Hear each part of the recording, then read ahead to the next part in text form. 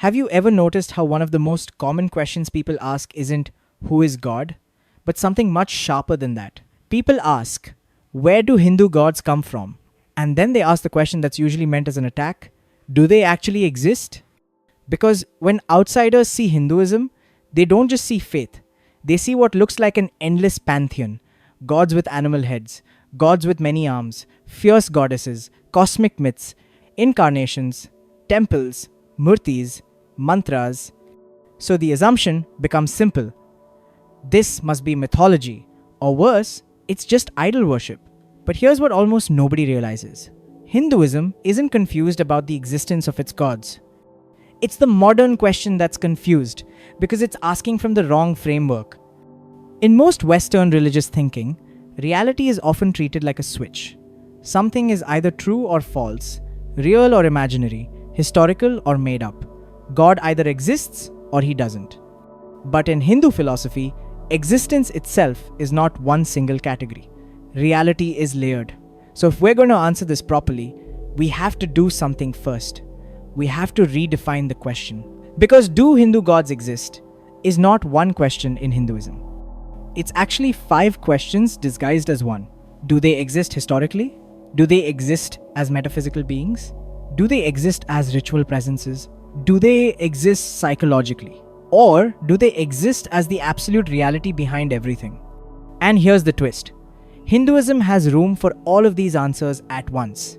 So today, we're going deep. Not surface level, not political, not defensive. We're going to trace where Hindu gods come from, how they evolved, why there are so many forms, and what Hinduism actually means when it says God. And by the end of this video, you'll understand something really powerful. Hindu gods aren't random characters in mythology.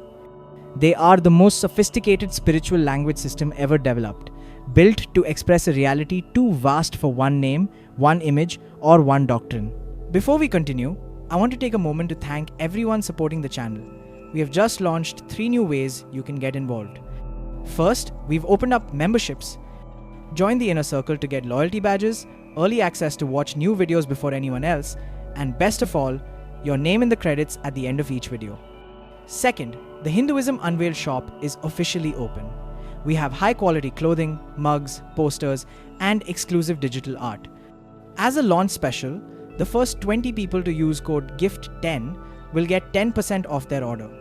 But if you become a member, you get an automatic, permanent 15% discount on everything instead. Finally, if you just want to support a specific video, you can now use the Super Thanks button below. Click the Join button or check out the links below to support the mission. Now, back to the video. So let's start at the beginning. Or rather, let's start even before the beginning. Because Hindu gods do not begin with the Vedas. They begin with the soil. They begin with the oldest civilization we have evidence of in the Indian subcontinent, the Indus Valley. Thousands of years before the Ramayana was written down, before the Mahabharata took its current form, before temples became common, there were cities like Mohenjo-daro and Harappa. And from these cities, archaeologists uncovered strange seals, small carvings with powerful symbolism. The most famous is often called the Pashupati seal. It shows a central figure seated in a posture that looks eerily like a yogic pose. The figure appears horned, and around him are wild animals including a tiger and an elephant. Now, the Indus script is not fully deciphered, so we don't know names with certainty. But what makes this seal so important is that many scholars have argued it resembles Shiva in his most ancient identity.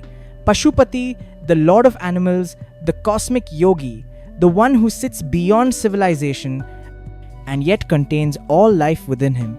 Even if you don't accept that it's literally Shiva, the theme is undeniable. The religious imagination of ancient India already revolved around a powerful figure of mastery, wilderness, meditation, and animal symbolism. And here's something even more important. In Indus Valley sites, archaeologists also found large numbers of feminine figurines, mother goddess style icons, fertility symbols, heavily adorned, suggesting an early worship of the divine feminine. So even before the Vedic age, you already see 2 major pillars of Hindu spirituality taking shape: a yogic lord archetype and a powerful mother archetype. In other words, early Shiva and Shakta energy. And then, over time, the landscape changes. New cultures merge, new languages dominate, and the next layer arrives, the Vedas. Now, when most people think of Hindu gods, they imagine temple idols, colorful stories, divine families, avatars, and cosmic battles. But the Rig Veda doesn't look like that. In the earliest Vedic world, there are no temple statues like we know today. The gods are not primarily approached through images. They're invoked through fire, sound, and sacrifice. The Vedic gods are elemental forces. Agni is fire itself, not just physical fire, but the bridge between humans and the divine. Indra is thunder, storm, heroism, the one who breaks obstacles. Varuna represents cosmic law and moral order. Soma is the mysterious sacred nectar linked to altered consciousness and divine exhilaration. And here's a shocking fact for many modern audiences. The most praised god in the Rig Veda is not Vishnu. It's not Shiva. It's Indra. Indra dominates the hymns. He's the king-like figure, the warrior, the champion. So what happened? Why did Indra fade into the background later, while Vishnu and Shiva became supreme? This is where the Hindu pantheon reveals one of its greatest secrets. Hindu gods are not frozen. They are evolving symbols. As spiritual needs changed, the gods that best expressed those needs rose in importance. When society was focused on survival, storms, cattle, agriculture, and fire rituals, gods like Indra and Agni were central. But as Indian spirituality moved deeper into philosophy, meditation, liberation, and devotion, new divine forms rose that could hold those deeper meanings. Vishnu and Rudra were in the Vedas too, but much smaller. Vishnu in the Rig Veda is described mainly as the one who takes 3 strides across the cosmos, a cosmic measurement myth. He's not yet the supreme preserver, he's a benevolent force. But that 3 strides idea becomes the seed for something massive later. Vamana, the avatar who measures the universe. Likewise, Rudra in the Vedas is feared, stormy, wild, healing, and destructive, shooting arrows of illness. People don't worship Rudra with comfort, they appease him. But over time, that wild storm god transforms into Shiva, the auspicious one. One of the greatest transformations in world religion is exactly this: how a feared, dangerous Rudra becomes Shiva, the supreme yogi who destroys illusion. And this shows you something very important. Hindu gods aren't static characters. They are living spiritual evolutions shaped by thousands of years of experience. Now, we reach another crucial concept that most outsiders never hear about. In the Vedas, Hinduism isn't fully polytheistic in the way people assume. It's not a strict, many gods with fixed ranks system. Because in the Vedic worldview, something fascinating happens. Whichever god you worship becomes supreme in that moment. When the hymn praises Agni, Agni is described like the highest reality. When the hymn praises Indra, Indra becomes the highest.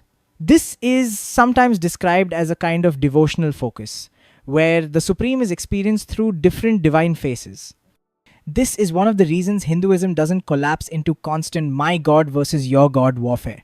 Because spiritually, it was already built to accept that divine greatness can express itself through multiple centers.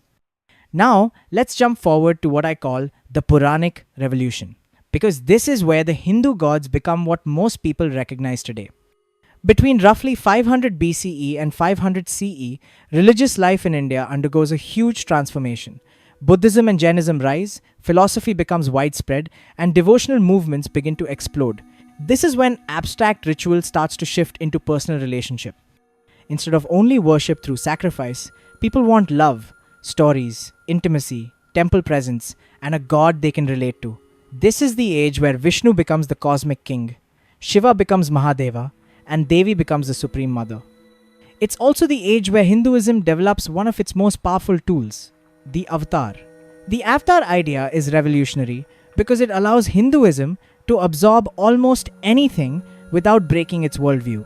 Local hero traditions absorbed. Animal totems elevated into cosmic saviors. Regional gods identified as forms of the same divine. Even rival figures sometimes absorbed. That's why you see Vishnu's avatars move from fish and tortoise to warrior kings and divine teachers. And this is why some modern people draw a parallel between the avatar sequence and evolution, not because ancient Indians were doing biology, but because Hinduism loves the idea of consciousness descending into form again and again. Now, here's another reason the Hindu pantheon becomes so massive. Because Hinduism doesn't simply invent gods, it elevates them. Across India, especially in villages and tribal regions, people worshipped local deities long before Sanskritic temples reached them. These local deities protected forests, rivers, sickness, childbirth, harvests, and boundaries. When the broader Hindu civilization expanded, instead of destroying those gods, Hinduism often absorbed them, giving them a place inside a larger cosmic story. This process is one reason Hinduism is so resilient. A religion that tries to erase local spirituality usually creates rebellion. A religion that can absorb it becomes impossible to wipe out. A famous example is Jagannath of Puri. Jagannath's form is unlike standard Vishnu idols. He is wooden, pillar-like, with huge eyes. Many believe he began as a tribal deity and later became identified with Krishna himself. And even today, tribal servitors remain central to his worship. That is Hinduism in action, not replacement, but integration. Now we need to address the second half of the title. Do they actually exist? Because this is where things get serious. Hinduism gives more than one answer, and it depends on your philosophical lens. If you follow Advaita Vedanta, the ultimate truth is formless consciousness, Brahman. In that view, gods exist, but as forms inside relative reality, as stepping stones for the mind until it realizes the absolute.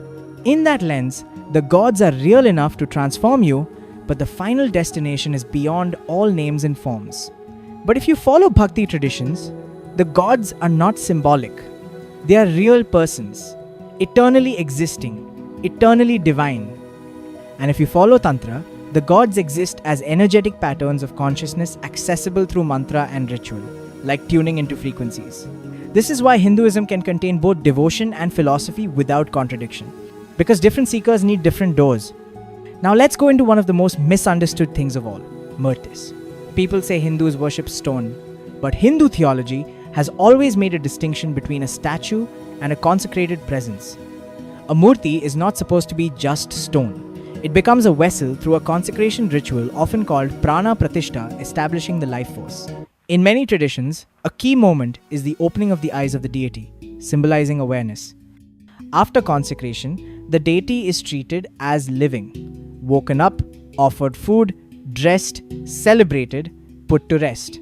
And if the murti is damaged beyond repair, it's not thrown away like an object, it's given rights, because the presence is believed to have departed.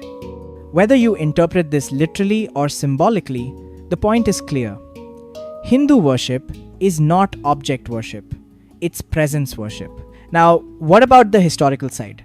Do the gods exist historically? This is controversial, but interesting. Some researchers point to underwater remains near Dvārakā and say they align with the memory of a submerged city described in traditions about Krishna. Others point to continuous sacred occupation at Ayodhya and say the site reflects deep historical layers. And Setu, the chain of shoals between India and Sri Lanka, is a real geological formation. Whether it was modified, used, mythologized, or remembered poetically is debated. But the fact that a crossing exists in that exact region is one reason the story persisted so powerfully. Here's the honest conclusion. Archaeology doesn't prove the divine the way modern people demand. But it does suggest that these epics likely preserve historical memory mixed with mythic elevation, which is how ancient civilizations preserve truth. Now we go even deeper. Because even if someone rejects historical literalism, Hindu gods still exist powerfully in another realm, psychology. Carl Jung believed gods are archetypes, deep symbolic structures living in the human psyche. In that frame, Kali represents the terrifying power of transformation. Ganesha represents the remover of inner obstacles, the threshold guardian between chaos and order. Shiva represents stillness and destruction of ego. Vishnu represents preservation, cosmic stability, and dharma. Sri Aurobindo went further and argued that the Vedas are not primitive nature worship but coded spiritual psychology describing inner battles between light and ignorance, truth and limitation. So, in this lens, the gods exist as inner forces, dormant potentials that can awaken in human consciousness. And this is where the question becomes almost impossible to dismiss. Because if billions of people across thousands of years have experienced these divine forms as transformative realities, whether outer beings, inner archetypes, or sacred presences, then calling them not real starts to look intellectually lazy. They may not exist like a chair exists, but they might exist the way consciousness exists, the way love exists, the way meaning exists. And maybe that's the entire point. Hindu gods are not meant to be reduced to one category. They exist across the whole spectrum. They come from ancient civilization, nature forces, philosophical abstraction, tribal integration, devotional love, ritual technology, and psychological archetypes. And yet, beyond all of these layers, Hinduism still whispers its oldest conclusion. Truth is one. Names and forms are many. So where do Hindu gods come from? They come from the human need to relate to the infinite. They come from the soil of ancient India. They come from the sky and storm and river. They come from consciousness trying to know itself. And do they actually exist? In Hinduism, the real answer is this. They exist in the way reality itself exists in layers. The historical layer, the ritual layer, the psychological layer, the metaphysical layer, and ultimately, the gods are not separate from the one. They are the faces the one wears so you can approach it. Now if you enjoyed this, make sure to subscribe, leave a like, and comment. Do you see Hindu gods as real beings, inner archetypes, or manifestations of the one? And tell me what you want next. I am open to all suggestions. I read and respond to every comment, so please feel free to leave yours. Until then, stay curious.